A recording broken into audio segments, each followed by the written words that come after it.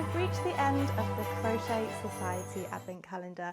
If you are watching this on the 25th of December, then Merry Christmas to you. I really hope that you have enjoyed doing this and working along with me. And if you still haven't finished yet, then that's absolutely fine. You've got plenty of time to catch up because these videos will be forever on my channel. Today we are going to be finishing off our blankets and we are going to be using colour 25, which is this one here.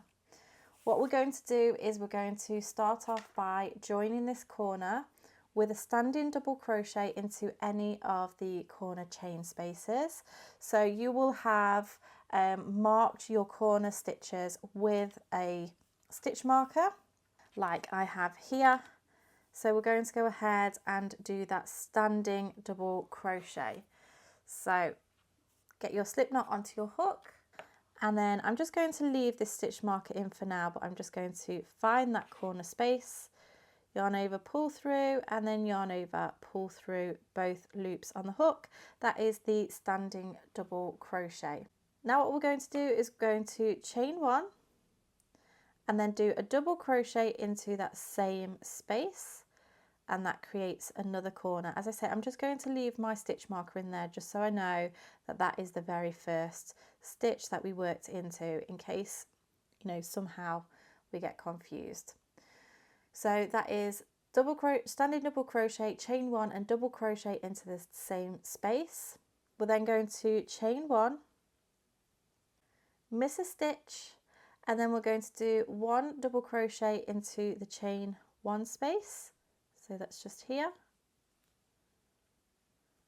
Chain one, miss a stitch, and then another double crochet into the next chain one space. And this is what we're going to be doing all the way around. So it's chain one, miss a stitch, double crochet, chain one, miss a stitch, double crochet into that chain one space. So go ahead, work your way all the way round. What I'm going to do is I'm going to come back when we get to the shells and show you how to work into there, but it's pretty easy because we have a chain space, a double crochet, chain space, double treble crochet, so we work into the stitch, the space, the stitch, the space. But if you are unsure, then meet me back and I'll show you how to finish off that section and also finish off your rows. I'm also going to show you how to work into the corner space. So go ahead, pause the video, work your way along, and then meet me back once you're ready.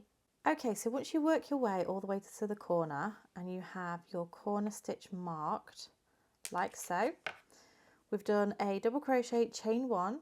In this corner space, you're going to do a double crochet, chain one, and double crochet. And then you're going to work your way across the shells. So we're going to chain one, find the next chain one space, and double crochet, chain one, next chain space, double crochet, chain one, next chain space, double crochet, and then continue that all the way across. So you work that all the way until you get to the next corner. You'll repeat that corner the same, double crochet, chain one, double crochet, and then work your way all the way around your work until you get to your last stitch, or until you meet yourself at the first stitch. So go ahead, pause the video, work your way all the way round, and then meet me back once you have met yourself at the beginning. Okay, so once you've worked your way around and you have found yourself at the beginning, so this is our beginning standing double crochet. I've done my double crochet and a chain one. What I'm going to do is I'm going to fasten off my yarn, pull that through, and then go from back to front in that standing double crochet and bring the yarn through. So we're doing an invisible join here. So pull that through, and then the last stitch that we've just done, we're going to, or the last chain, we're going to go from into the back loop, Just move this out the way so that I can see a little bit better. So that last stitch, we go through the back loop from front to back and then pull through the working yarn or the tail end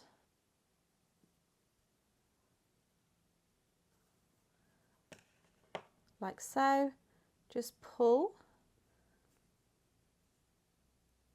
so that it's looking a little bit neater, and then all you have to do is sew in your ends.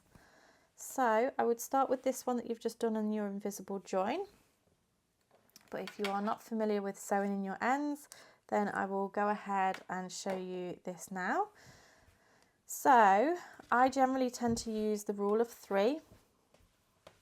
So if I start just here, yes, it's going to be a little bit tedious, but it'll be worth it in the end. I'm just going to grab this yarn, get it onto my darning needle, and then I'm going to aim to weave it in and out of the same colour as the end. So weave in and out around about an inch or so. Come through one way, don't pull too tightly. Try and follow a different path this time and weave your way back in the other direction.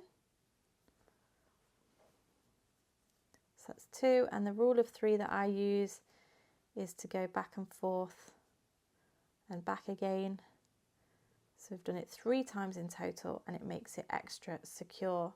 So the trick is to not pull too tight when you're doing this because it will distort your work, and you can go ahead and carefully snip off the yarn and then just pull and it will go into your work like so.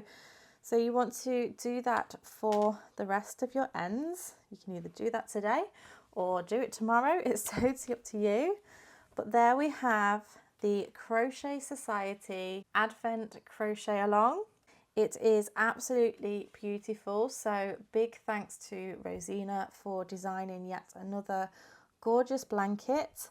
I really cannot wait to see you complete yours. So please make sure that you do post on social media. Make sure you tag myself at Bella Coco Crochet, tag Crochet Society, and also tag Rosina Plain as well, because we would absolutely love to see your finished makes. Thank you so much for joining in. I really hope that you have a wonderful Christmas season, and I shall see you again soon. Bye.